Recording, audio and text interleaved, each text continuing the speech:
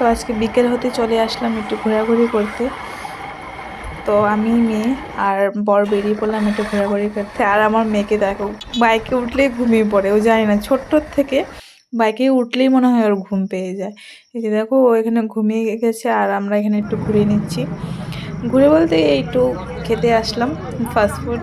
তো খেলাম আমি চাউমিন আর এখানে টুকটাক জিনিস নিয়ে আবার বাড়িতে চলে আসলাম। এই যে দেখো বিস্কুট নিয়েছি, তারপরে এখানে কুরকুরি আর ব্রোস্ট নিয়েছি, তারপরে এই যে কেক, আরও আমার ফেভারিট একটা মিষ্টি নিয়েছি। এই যে দেখো এটা হলো কালো জাম, আমার খুব ভালো লাগে। আর এইটা স্পেশালি আমার ফেভারিট মিষ্টি, এটা চন্দ্রকলা বলে এটাকে, খুব দারুণ খেতে হয়।